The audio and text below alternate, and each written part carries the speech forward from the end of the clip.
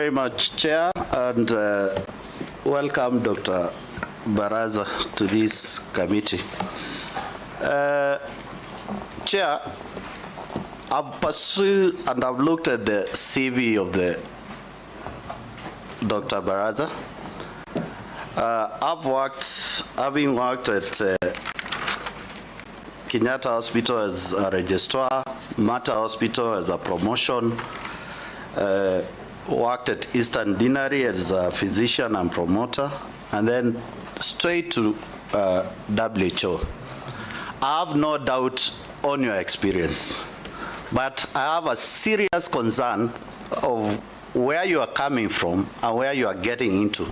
And I think Kosin alluded to that. We want to hear you, how you will transit.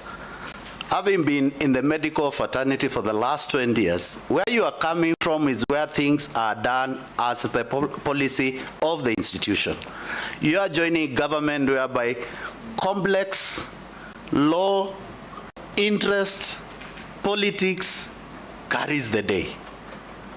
Madam, with all due respect, I believe you are getting into the Ministry of Health, whereby we have several departments, starting with the doctors themselves, starting with the nurses, the procurement agency, KEMSA, the programs, everything.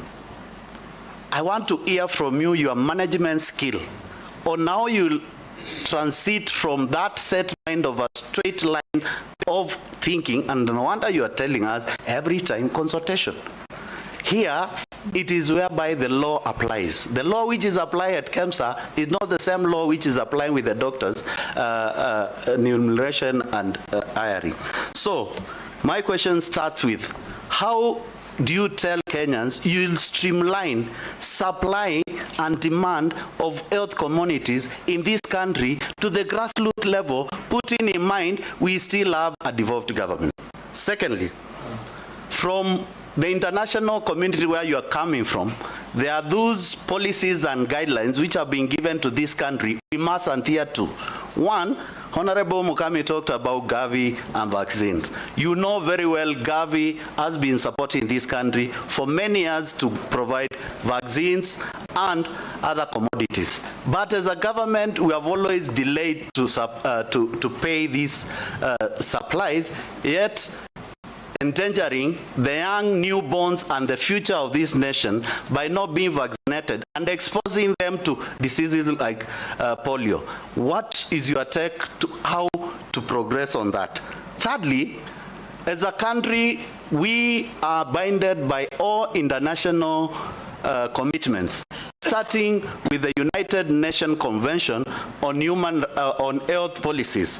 And I want to hear from you, how do we get out from donor-funded health programs in this country to a government-funded programs in this country on TB drugs, TB diagnostic tools, HIV drugs, HIV diagnostic tools, vaccinations and distribution of vaccinations to the country, malaria drugs and malaria transmission diagnostic tool. And last, how do you coerce the seamless working relationship between the Ministry of Health and the county government, putting in mind the largest budget within the ministry remains at the national government, and what is required to be transferred to the county government, it is transferred. And lastly, what policy are you going to use on relationship on working with the county government and the CECs at the county level to ensure that Kenyans does not suffer anymore for lack of health services in this country? Thank you. Quite a mouthful. Can you answer that? Thank you, Honorable Member. Honorable Mule.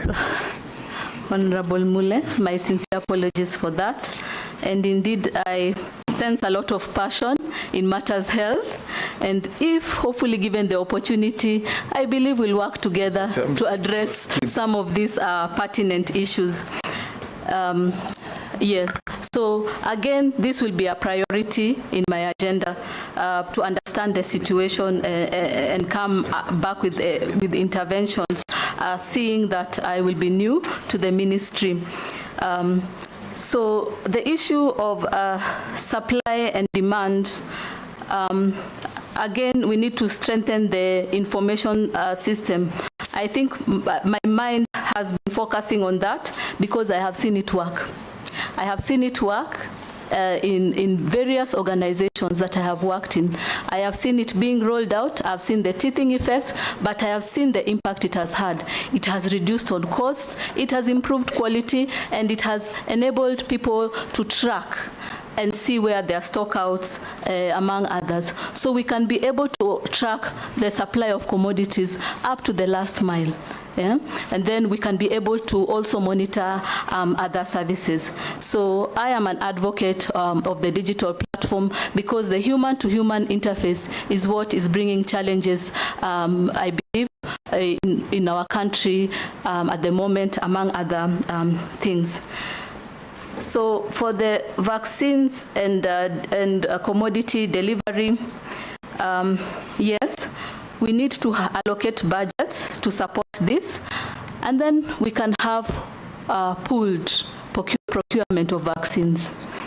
We'll also deliberate with the vaccine programs that are currently here, the vaccine production, and see on their effectiveness and their efficiency and the cost implication.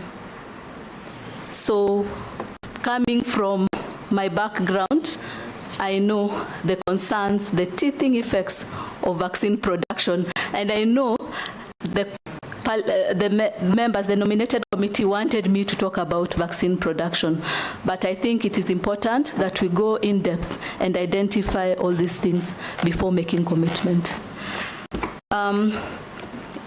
In terms of health policy, for the dwindling donor funds, one of the areas we can consider is health insurance, but again, we need to have community ownership.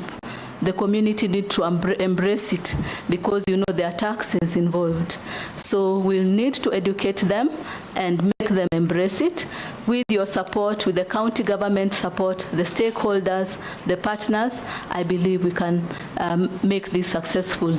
And equally, there are some programs which are again feeding into the universal health coverage, including maternal to child health programs, the TB programs, and so on. So we can see how to work as a team and synergize our efforts for improvement of services in Kenya. Deborah, as we sit here, the Kenyans who are watching, and they have been sending some SMSs to almost all of us. A few of them, they say, in case you're approved, embrace biotechnology and diagnosis, harmonize salaries of health workers. They earn different salaries while doing the same job. Somebody else says there's a program called Edu Afia for students. It was suspended because of fraud instead of punishing the fraud. Another one says advise her to solve UHC staff menace. They get only half salary for full work. Another one says Linda Mama must come back. That's what Mishi was saying. Another one says ensure SHIF covers ICU costs which are unaffordable by all Kenyans. Another one says how will you handle monkeypox disease if you are confirmed? Yes, and you had